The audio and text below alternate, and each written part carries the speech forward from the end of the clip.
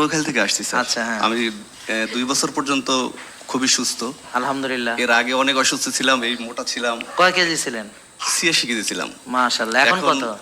68 কেজির ভিতরে আছি স্যার। মাশাআল্লাহ, আলহামদুলিল্লাহ, খুবই ভালো। এবং আপনার কাছ থেকে এর আগেও পুরস্কার নিছি আর কি, আমি সুস্থ হ্যাঁ। হয়ে আসছিলাম। আলহামদুলিল্লাহ। এই 2 বছর পর্যন্ত আল্লাহ পাক আমাকে মেইনটেইন করছেন। জি স্যার। আচ্ছা, মাশাআল্লাহ। তাহলে তো এবং ওনাকে নতুন- দেখতে সুন্দর লাগছে না? সত্যি কথা বলেন, স্মার্ট লাগছে। তো বিশ্বাস করেন, এই যে এদিকে আসেন, এই যে আমি তাকে নিয়ে স্যার আমি গর্বিত। পটুয়াখালী থেকেই আসছি আপনার জন্য একটু দেখা করার জন্য স্যার। না, আমি একটু বলি আপনাদেরকে, একটু শোনেন। এই যে বোন, আপনারা তো মনে হয় ডাক্তার দেখায় আসছেন নাকি? হ্যাঁ, বসেন। হ্যাঁ, শোনেন, আপনি কি এই যে কত বছর ডাক্তার দেখান বোন আপনি? ও, আপনার বাবাকে নিয়ে আসছে। উনি কত বছর ডাক্তার দেখায়? 30 years। বসেন, আপনারা বসেন। তা এখন একটা জিনিস খেয়াল করেন যে আমাদের যারা ফলো করে, এই যে দেখেন এইরকম, মানে 2 বছর ফলো করে দেখেন, মাশাআল্লাহ। হ্যাঁ, মানে এখন চিকিৎসা করে মানুষ সুস্থ হয়, স্যার আমি গতকাল চিকিৎসা 6টার করে সময় মানুষ খাইছি স্যার। সুদর্শন হয়। এখন পর্যন্ত কিছুই খাই নাই, হ্যাঁ, কিন্তু আমি আলহামদুলিল্লাহ, খুব হ্যাঁ। এনার্জি ফিল করতেছি। হ্যাঁ, মানে চিকিৎসা করে মানুষ এনার্জেটিক হয়, বুঝতে পারছেন? আর আপনারা চিকিৎসা করে হয় নেতাইয়া পোতাইয়া দুর্বল হইয়া কাইটাইয়া কুইটাইয়া পড়েন, ঠিক না বাবা? নাকি বোঝেন নাই? তা এখন কোন চিকিৎসা যে কি হবে এটা তো আপনাদের দেখলেই বোঝা যায়। এই যে বাবা 30 বছর চিকিৎসা করছে, আমি শিওর ওর হাঁটতে কষ্ট হচ্ছে, বসতে কষ্ট হতেছে, চিন্তা করতে কষ্ট হয়েছে, এমনকি হাসতেও কষ্ট হইতেছে, হাসতে পারতেছে না, মন খারাপ নাকি? একটা হাসি দাও। কি সুন্দর হাসি। জি স্যার, আমি আসলে নতুন সুস্থতা জীবন হাসি। পাইছি স্যার। আমি যখন অসুস্থ ছিলাম আমি তো মনে করছিলাম যে জীবন শেষ, মাত্র হ্যাঁ। 30 বছর বয়স।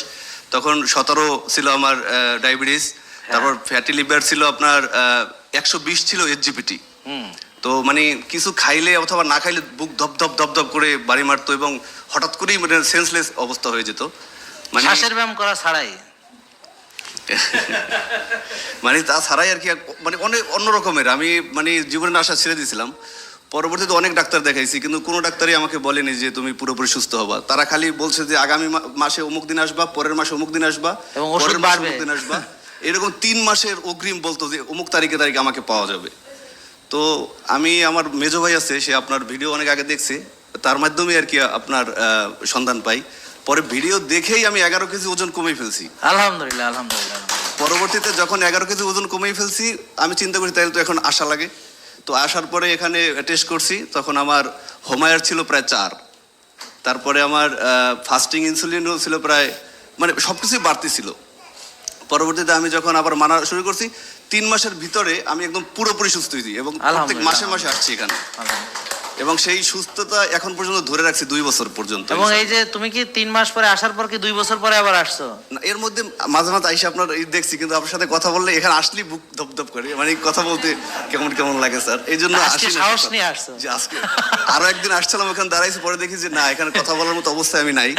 পরে আবার আর কথা উঠে আমার আসি পাশে আসলে সবার ধরফরানি শুরু হয়ে যায়, বুঝলাম না কারণটা কি। হ্যাঁ, ওই বোন আইসা কি যে বলবে সব ভুলে এবং গেছি। স্যার একটা জিনিস আমি বলতে চাই, আমার বাড়ি পটুয়াখালী থেকে প্রায় 25 কিলোমিটার দূরে। হ্যাঁ, আমি আসলে জিম করার জন্য কোনো জায়গা পাচ্ছিলাম না। হ্যাঁ। যেমন আমি দিশাহারা হয়ে আপনার এখানে ভর্তি ছিলাম। হ্যাঁ, 5 দিন করার পরে আমি ছোট একটা ব্যবসা করি, স্যানিটারি এবং টাইলসের দোকান আছে আমার। হ্যাঁ। তো দেখি যে ওই ব্যবসাও চলে যাচ্ছে এবং এখানেও থাকা সম্ভব হচ্ছে না ঢাকাতে। হ্যাঁ। তখন 7 দিন অথবা 6 দিন করার পরে আবার ঢাকা এই দেশে চলে যাই। পটুয়াখালীতে যাই। হ্যাঁ, তো ওখান থেকে আপনার সেই 25 কিলোমিটার দূরে আমি হ্যাঁ। প্রায় 3 মাস পর্যন্ত জিম করি। মাশাআল্লাহ, মাশাআল্লাহ। এবং এখন ওখানে তো কন্টিনিউ করা সম্ভব না স্যার, হ্যাঁ, হ্যাঁ। কারণ এত দূর যাই আসা। সেই এখন বাসায় সব ব্যবস্থা করে ফেলছে। অলরেডি ব্যবস্থা করে ফেলছি, কিন্তু আরো কিছু ইনস্ট্রুমেন্ট তৈরি করছি এবং আমি 4-5 জন লোক আর কি আমার আয়ত্ত করছি, হ্যাঁ, যাদেরকে দ্বারা আমিও করব এবং তাদেরকে মাশাআল্লাহ, করাবো মাশাআল্লাহ, ইনশাআল্লাহ। মাশাআল্লাহ। এই যে এজন্য ইঞ্জিন। সকালবেলা অলরেডি একটা জিমে কথা বলে আসছি যে হ্যাঁ। কিছু কিছু ইনস্ট্রুমেন্ট কেনা যায় কিনা। ইনশাআল্লাহ, আলহামদুলিল্লাহ, ঠিক আছে, থ্যাংক ইউ। এবং আপনি স্যার আমার জন্য দোয়া করবেন যেন অবশ্যই। আল্লাহ পাক আমাকে এইভাবে সুস্থ রাখে আর কি। শুধু যেন আর কি সুস্থ রাখে না, মানে তুমি এখন পটুয়াখালীর দায়িত্ব নিতে হবে। হ্যাঁ, মানে পটুয়াখালীর লোক যেন রুগী হইতে না পারে সেই দায়িত্ব তাকে এখন নিতে হবে, ঠিক আছে? 25 কিলোমিটার দূরে।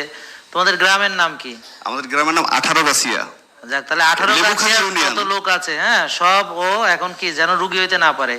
তো ও ব্যবসার ফাঁকে ফাঁকে বাড়ি বাড়ি যাবে, যায় বলবে ভাই এখানে ঠক ঠক করে বলবে কোথায় রুগী আছে, হ্যাঁ, যে আপনারা কি খান। অনেক মানুষই আমার এই ধারা আর কি প্রায় 4-5 জন সুস্থ হয়েছে ইনশাআল্লাহ, ইনশাআল্লাহ। ইনশাআল্লাহ। এবং এখানেও আসছে তারা, এখানে বসে মানে সুস্থ হওয়ার পরে আর কি এখানে আসছে, মানে অর্ধেক সুস্থ যখন হয়েছে তখন এখানে আসছে, ইনশাআল্লাহ। এখন তারাও সুস্থ আছে। হ্যাঁ, আচ্ছা না, এটাও বলতে চাই যে স্যার আপনার দাওয়াত, কারণ আমাদের হ্যাঁ, পটুয়াখালীতে ঠিক আছে। একটা ওই সাগরকন্যা কুয়াকাটা আছে। আচ্ছা। আপনি তো বিভিন্ন দেশে যান, আমাদের ওখানেও যাবেন। খুব সুন্দর একটা জায়গা, এবং ইনশাআল্লাহ। আপনি গেলে অবশ্যই হয়তোবা আমি জানবো কিনা জানি না, কিন্তু আমি খুশি হব খুব যদি আপনার অবশ্যই। ভিডিও টিডিও দেখি। ঠিক আছে, thank you, thank you, thank you, অনেক ধন্যবাদ। ঠিক আছে, জি স্যার। তা ওকে আবার একটা পুরস্কার দিতে হবে। হ্যাঁ, থ্যাংক আমি ইউ। একটা নিছিলাম একবার, আবার পাইছি নিতে বলেছে। হবে, হ্যাঁ, ঠিক আছে। এটা বারবার নিতে হবে। হ্যাঁ, ঠিক আছে, থ্যাংক ইউ।